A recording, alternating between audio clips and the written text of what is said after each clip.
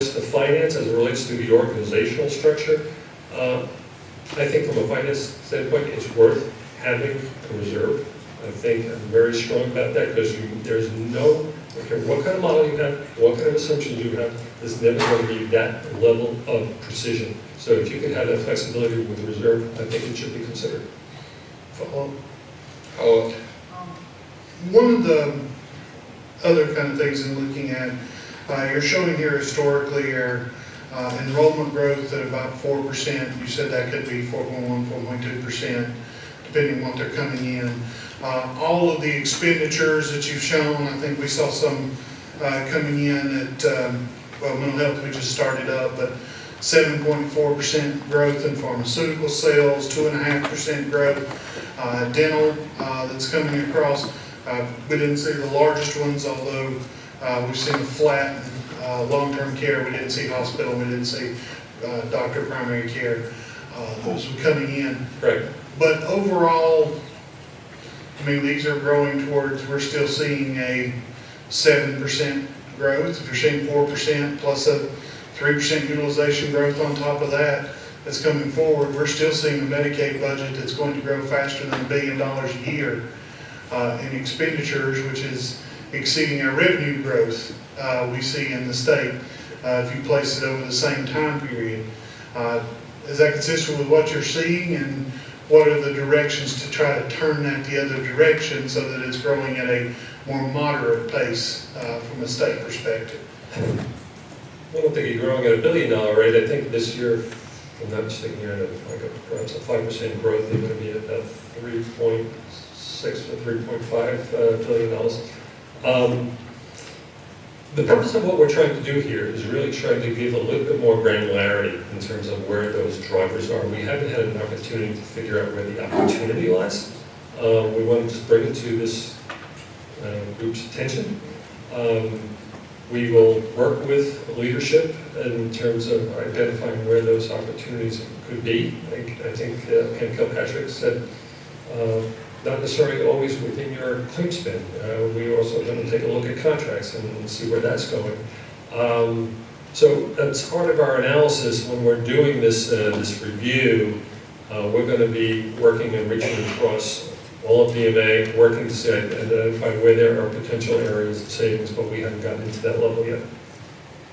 And just to follow up on this, and this may be part of that analysis you're going with, when you look at skilled nursing facilities that are paid on a per day rate, when you look at LME MCOs, the MCO portion of that, what are you seeing in care that is a managed care environment, whether it's by providers or others, in those cost growths versus what's remaining in the fee-for-service side of our system?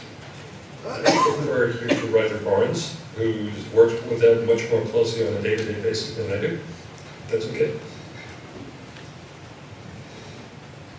Good afternoon, I'm Roger Barnes. I'm in the finance area. Recently was in over the reimbursement area for the division. I've had over 37 years of healthcare experience in the hospital world before, and then 11 years in DMA. I'm in my 11th year. So what do I see in long-term care? Yes, it is being paid currently on the fee-for-service or in per diem basis. The behavioral health that we have, or the MCO, LMEs are all behavioral health. We only have one institution right now that has what we call a general psych unit, which is on per diem, and the LMEs, MCOs are taking care of those patients and monitoring those. Going forward, I think in a managed area, if we went to something like either an ACO or as we're proposing in other areas, excuse me.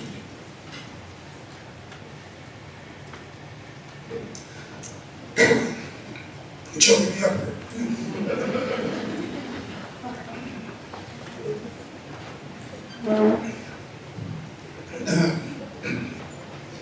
I think we'll see more along the lines of how you can move those patients from just sitting in a bed into a home community-based area. And that's where I think Mr. Denwick has said that they're looking into, as we explore more alternatives into those scenarios of how we can take and transition more of the nursing home folks or long-term care folks into community-based service. Senator McKissick. Mr. Daly, first, thank you for your testimony today. We do appreciate it. Let me ask you this. I know you're working very vigorously to handle all of these responsibilities, to increase the reliability of our financial forecasting. And I'm wondering, to what extent are you working with people, not just within Health and Human Services, but working with the State Budget Office, working with our physical staff? Because there have been times in the past when we ended up with 3 different sets of forecasts dealing with the same areas in terms of Medicaid, in terms of where we're going to be in terms of deficits and things of that sort. From time to time, there might have been a concurrence of opinion. I think maybe in last March, I saw that rare alignment occur. But how much communication is being done outside of just HHS in terms of your projections, your analysis, the details you're working on? That's a good question. There are 2 answers to that question. First answer is we're working with FRD, OSB, and we actually had a meeting with them yesterday to give them an overview of how we're developing the model, how we're developing, creating the overall process. We're also in discussion with them to review, for instance, the financial impact of money bills. One of the key things that I think the department, Secretary Bosch, and clearly Rod Davis, who's the CFO, has talked about, we need to do a better job of working directly, collaboratively with all the constituents and all the stakeholders in this process. But I'll be honest with you, we are not going to agree with them. But that's okay. They're going to have their assumptions, we're going to have our assumptions, just like there are different assumptions as it relates to the backlog. They came up with theirs, we came up with ours. But as long as we continue to have that level of cooperation, that's the key, is that you maintain that open dialogue and that you do it in a much more collaborative way. I think both FRD and OSBM will agree that we've started that process and we will continue to have that process as we work through and start developing the budget and the forecast. Follow up, Mr. Chairman. And I agree there has to be that dialogue, that communication has to be a two-way street. How long do you think it's going to take for you to develop this comprehensive model that will provide us a higher degree of accuracy with our forecasting? Because that's the main thing that you are contributing to this team, your expertise, I guess Alvarez overall. We are on track to give OSBM a budget by the end of October. Follow up. And I take it right now you've been working kind of full-time on this effort, since last February or so, moving up through now, with the efforts that you're putting into this project? I originally came on board about the last week of February. That's when Alvarez started. I originally started as the project manager on this. I have since moved into the director of financial, but there's been a number of different work streams that we've been involved with. But right now my primary area of focus is within supporting the finance function. Follow up, Mr. Chairman. Follow up. It looks like, based upon the contract that Alvarez has, that for your services, we're probably paying the equivalent of about $810,000 a year for your efforts and your time working on this. It probably could be more. Would that probably be an accurate assessment? By the end of the term, that's correct. And what do you think we would pay if we had an in-house private sector person handling the responsibilities that you're charged with today, if we were able to attract someone with that talent? Would it be in an $800,000 plus a year range? I'm not going to start rendering a guess as to what that number may be. Follow up if you could, Mr. Chairman. Follow up. When you were last employed in the private sector, providing similar comparable services, if it's not too much to invade your privacy, would have been a salary north of $800,000 a year. Depends on the size, but put it this way, I have worked for comparable sized companies of $14 billion, and they had to pay multiples of that. Or you paid that? Was I? Yeah, No, sir. Definitely not. that's the question. Definitely not. And how much do you think we were, as a state, recruiting someone with your talents to work in-house because of doing what, we're trying to get done? Granted, your services are unique. Yes, sir, I'm not going to try to compare the private to the public sector and enter into a number there.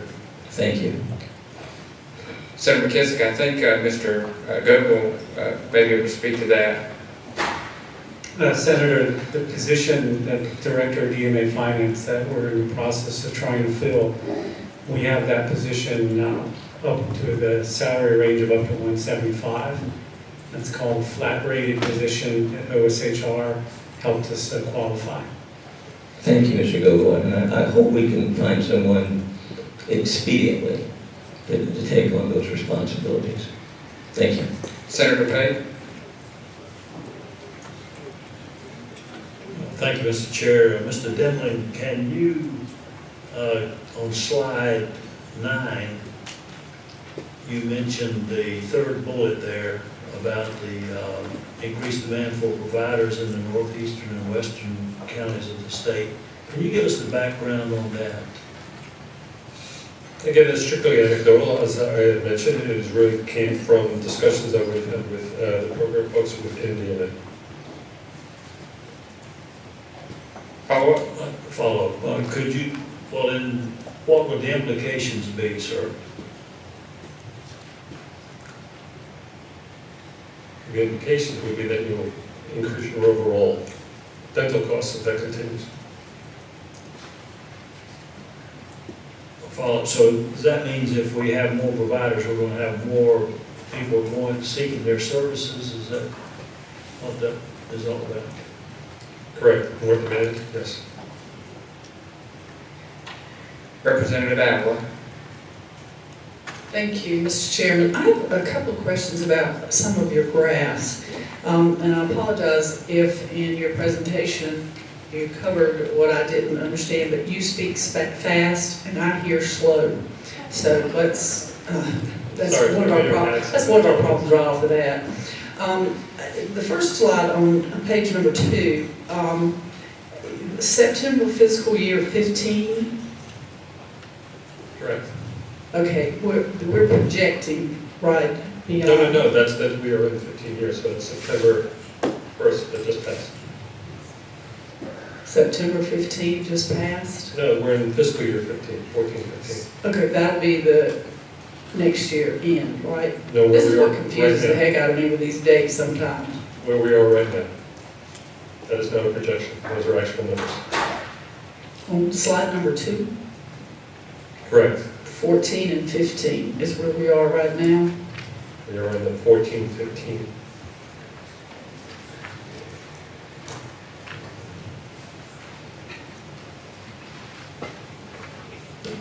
That's correct. Okay, I'm gonna have to ask for some clarification still on that, but that makes no sense. Okay, in slide number 7, when you're talking about the pharmacy, you kind of jumped around on some of your dates, and or your chosen years of comparison. There's a semi-explanation for the recipients, but you had recipients for dental. So why did we not stick with 11, 12, 13, and 14 for everything, including the pharmacy, like you did most of the other analysis? Because we currently don't have 14 data for this. Right, I understand that. What about the average cost prescription? Why did we leave that 11? I apologize. We just went with, we didn't want to make it too crowded in there, but we just put in 12, 13, 14. And we could get you that if you want. You didn't mind making the next slide crowded with 11, so I'd appreciate it for this one too. Sure. I'm curious to see how it would affect numbers, if you don't mind. Okay, and I'll work on slide 2. Representative Dollar? Thank you, Mr. Chairman. A couple of different questions. One, if you could comment on overall claims growth. Because particularly when we're considering a variety of, considering Medicaid reform, one of the things that I think is important is to take a look at what's the actual claims growth been in the system now. I know back from some of the Kaiser data, it's getting very dated now. In the 07 to 10 timeframe, North Carolina actually had at or near the lowest claims growth during that period of time. It was roughly about 2.8%. Obviously, we're now into 2014, so things have moved along.